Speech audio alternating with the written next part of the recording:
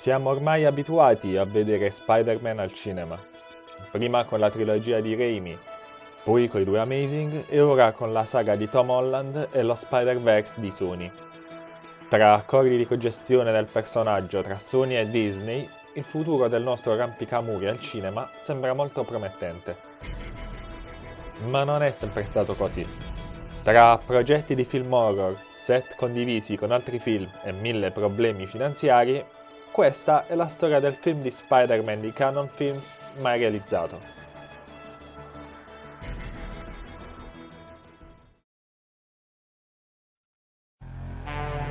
Nel 1985 i diritti cinematografici di Spider-Man finirono in mano a Cannon Films. Cannon Films era una società di produzione cinematografica di B-movie, in mano agli israeliani Menahem Golan e Yoram Globus. Questi si erano ritrovati tra le mani una società in continua perdita e studiarono un modello di business che riuscì a risollevarne le sorti.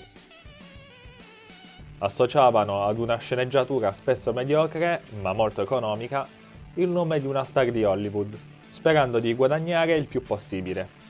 E nel 1985 Cannon Films era reduce del successo di Rombo di Tuono, Missing in Action in originale, che rappresentava perfettamente il genere di film prodotti da Golan e Globus.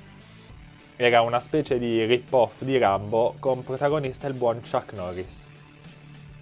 Acquistati i diritti di Spider-Man per $250.000, con un'opzione che prevedeva il ritorno dei diritti in mano a Marvel in caso il film non fosse entrato in produzione entro il 1990, Cannon iniziò immediatamente a mettersi al lavoro sul primo film cinematografico dedicato all'amichevole umoragno di quartiere, un body horror. Sì, perché Golan e Globus non erano informatissimi su ciò che avevano comprato e pensavano che l'uomo ragno fosse un mostro tipo l'uomo lupo e assunsero Leslie Stevens, creatore della serie The Outer Limits, per stendere la sceneggiatura del film che volevano realizzare. Un body horror in stile La Mosca di Cronenberg. Il giovane giornalista Peter Parker, coinvolto come cavia in un esperimento con le radiazioni, si sarebbe trasformato in un mostruoso ibrido ragno-uomo. Dopo aver scoperto il piano di uno scienziato che minacciava di creare centinaia di mostri ragno, il buon Man Spider avrebbe sconfitto il villain, salvando la città pur rimanendo un mostro mutante. Golan e Globus associarono al progetto il regista Tobe Hooper, celebre per aver diretto Non aprite quella porta e Poltergeist, capisaldi del genere horror a cavallo tra gli anni 70 e 80. Fortunatamente, Marvel e Stan Lee, informati della cosa, invitarono gentilmente Cannon Films a scartare questi piani e a ricominciare con una nuova idea. Golan e Globus iniziarono quindi a lavorare su un film che avrebbe visto una versione di Spider-Man molto più simile a quella a cui siamo abituati. Tobe Hooper, che non era interessato a dirigere un film di supereroi tradizionale, lasciò la regia a Joseph Zito, regista di action con cui Cannon Films si era trovata bene in passato. Era sua infatti la regia di Rombo di Tuono.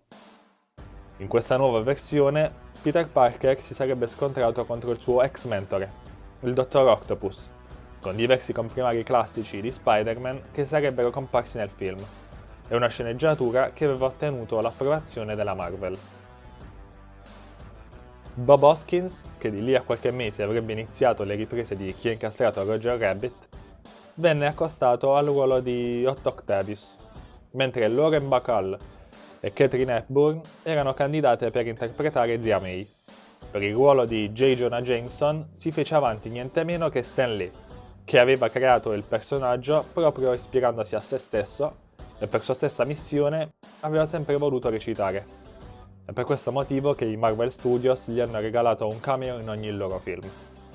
Per il ruolo del protagonista si fece il nome di Tom Cruise, la cui popolarità stava per esplodere a Hollywood.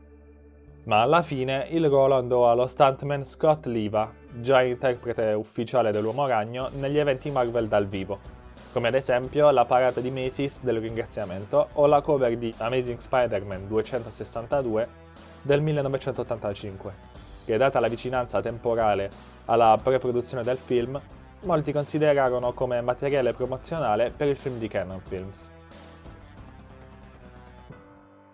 Tutto andava bene, tanto che Cannon, magari un po' troppo in anticipo, iniziò la campagna marketing del film, arrivando anche a confezionare un breve teaser trailer.